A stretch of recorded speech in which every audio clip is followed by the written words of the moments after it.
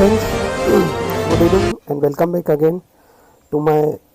this series of pension rules 1993. It is the video of 11th in this part of the pension rules 1993, and I think it would be a last video because we are going to be discussing in this video of rule number 100 say 100 to 108. And in this video we will discuss about the sanction of family pension and residuary gratuity in respect of the deceased pensioner. जो एक मृत pensioner है उसकी residual gratuity और family pension उसके बारे में जो रूल्स दिए जाएंगे उनके बारे में हम लोग इस वीडियो में चर्चा करेंगे। तो चलिए वीडियो को स्टार्ट किया जाए। लास्ट वीडियो है, इसके बाद में ये चैप्टर यहाँ पर फिनिश हो जाएगा। इसमें रूल नंबर 100 दिया है कि sanction of the family pension और residuary gratuity on the death of a pensioner. एक पेंशनर है, एक एग्जांपल लेते हैं, एक पेंशनर है जो कि 2 साल से पेंशन ले रहा था और उस कंडीशन में उसकी डेथ हो जाती है, तो उसके बाद में उसको जो पेंशन मिलेगी उसको बोला जाएगा, जो उसका कीन ऑफ द पेंशनर रहेगा उसको मिलेगी फैमिली पेंशन। उसके लिए रूल नंबर 75 में दिया है कि इसको किस ऑर्डर में सीक्वेंस में मिलेगी। उसके बाद में उसका अगर मान लो कोई रेसिड्यूअरी ग्रेजुटी, उसकी कोई ग्रेजुटी का कुछ अमाउंट बचा है तो वो उस पैसा उसको मिलेगा अगर बचा है तो इसके बारे में दिया है रूल नंबर 100 में। तो वेयर द हाफ, जहाँ पर कि हेड ऑफ ऑफिस को जैसे ही पेंशनर की डेथ होगी तो क्या करेगा, पेंशनर के जो कीन रहेंगे, जो उसके रिलेटिव रहेंगे, वो अपने हेड ऑफिस को इन्फॉर्म करेंगे, इंटीमेशन देंगे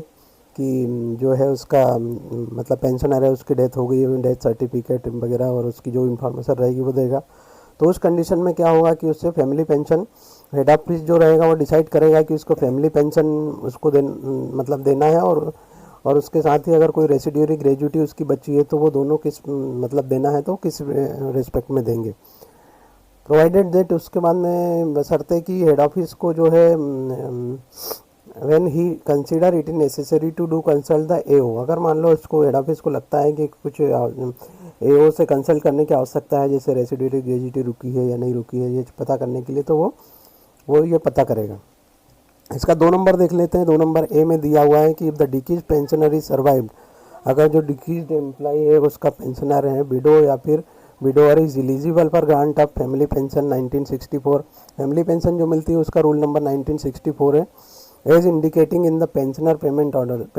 जो पेंशन पेमेंट ऑर्डर होता है उसमें लिखा रहता है कि अगर विडो की जो पेंशनर है उसकी डेथ होती है तो फैमिली पेंशन किसको मिलेगी, ये चीज़ का उसमें नॉमिनेट किया रहता है।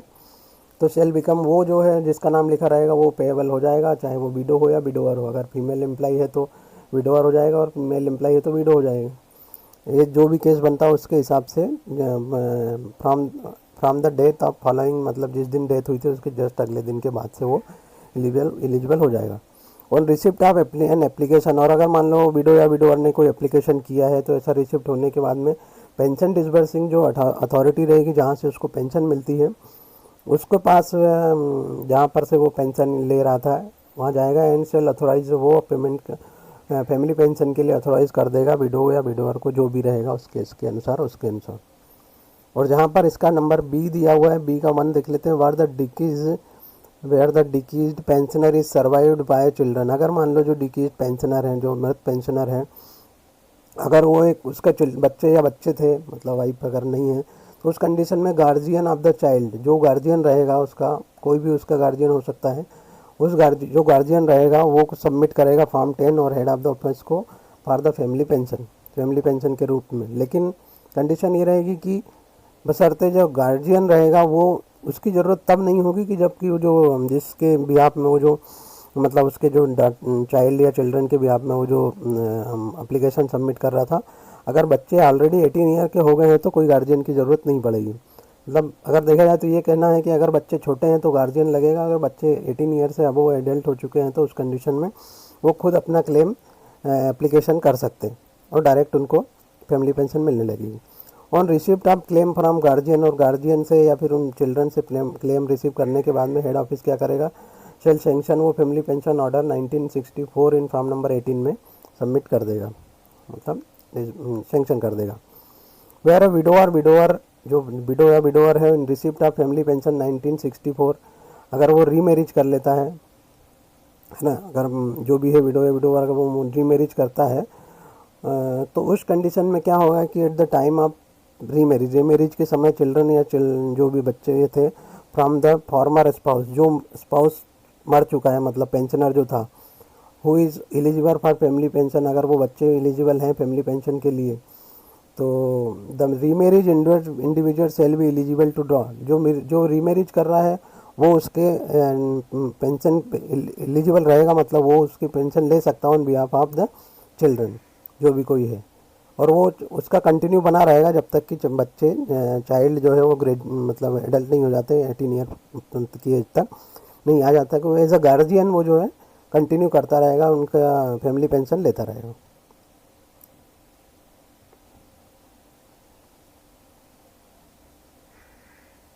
सेकंड दिया है for the purpose of sub rule number 1 the remarriage individual shall apply to head office and plain paper furnishing the following, लेकिन वो जो रीमैरिज करने के बाद में जो अगर मान लो एज अ गार्जियन वो उसकी पेंशन फैमिली पेंशन लेता है तो वो क्या करेगा, प्लेन पेपर में जो फॉलोइंग पर्टिकुलर्स जो है फर्निश करेगा किसको, हेड ऑफ द ऑफिस को। डिक्लेरेशन देगा कि एप्लीकेंट जो है मतलब जो जिसने रीमैरिज किया वो continue as a guardian for such children, उसका गार्जियन बना रहेगा। डेट ऑफ रीमैरिज की डेट बताएगा, name birth child from the spouse, former spouse से जो बच्चे उनका नाम डेट बताएगा, और pension disbursing authority from word the pensioner 1964 behalf of such children is desired and full postal address बताएगा एप्लीकेंट का। If the remarriage individual has, अगर कोई रीमैरिज इंडिविजुअल हैज़ अगर वो है फॉर एनी रीजन, अगर किसी कारण से सीज टू बी गार्जियन बनने से मतलब हम नहीं रहना चाहता guardian for such children, the family pension shall become payable to the person, तो किसको मिल जाएगी, वो जो बच्चे रहेंगे उन्हीं को वो पेंशन मिलने लगी। Entitled to an act of guardian of such child या children under the law of time being in force,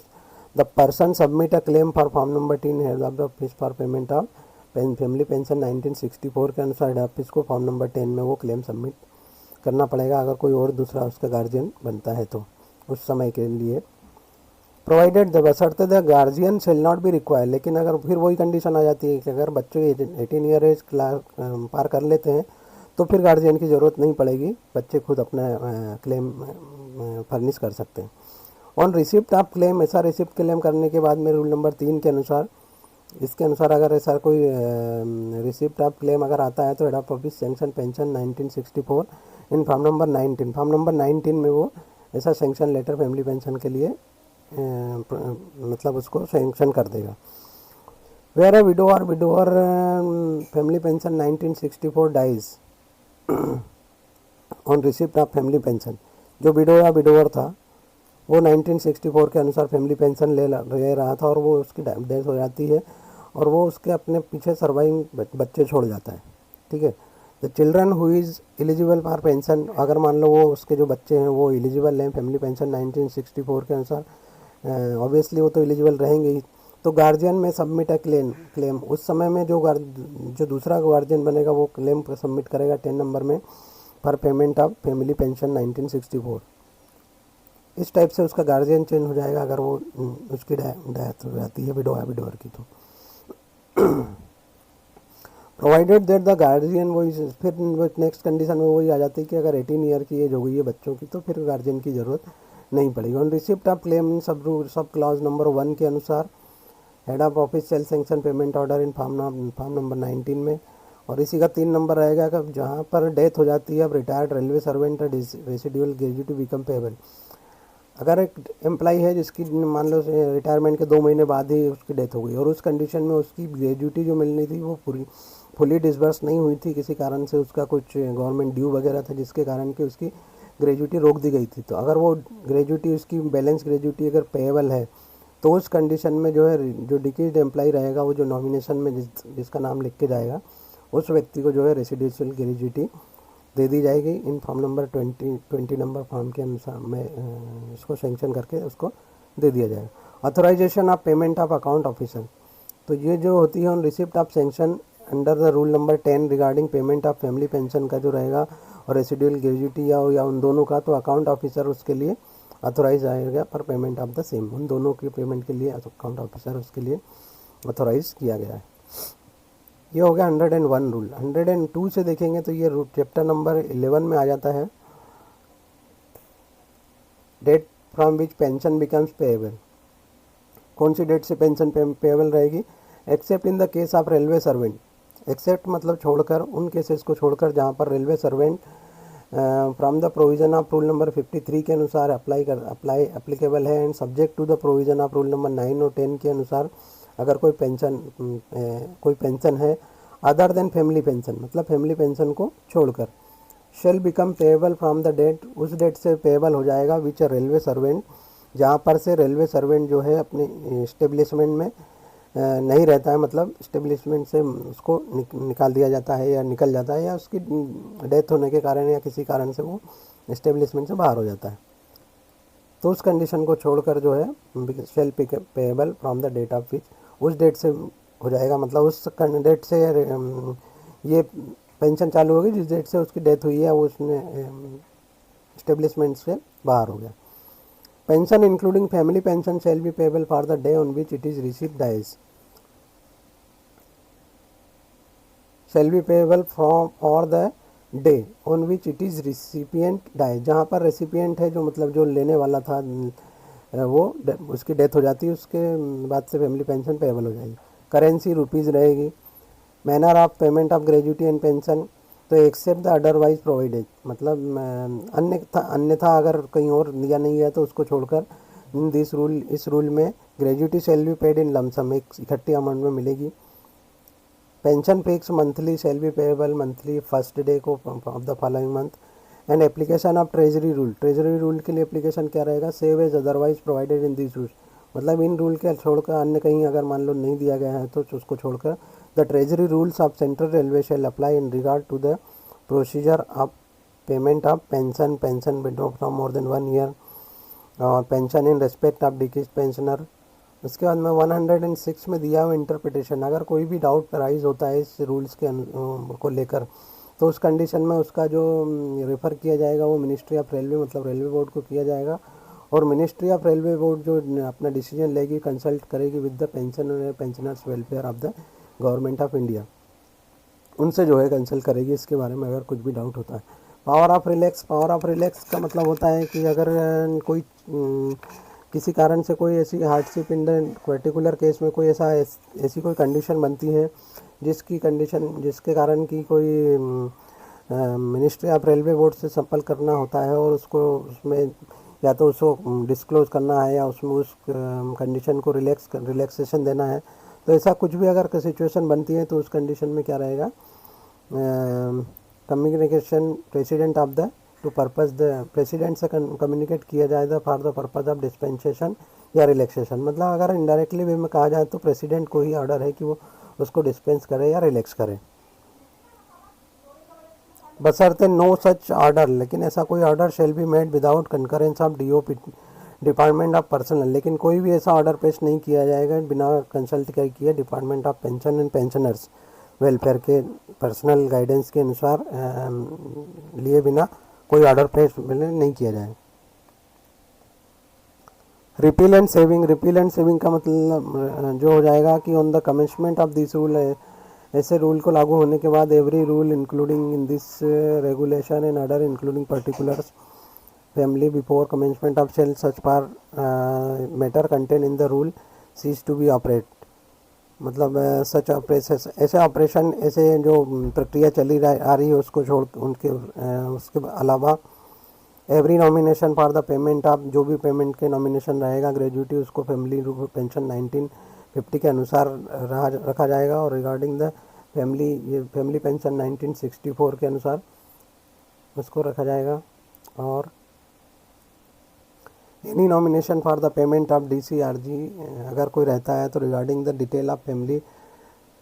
pension 1964 required to given such made the railway servant under the old rule, मतलब ये कि अगर कोई ऐसा nomination है DCRG के लिए या फैमिली पेंशन के लिए, any regarding detail of the family of the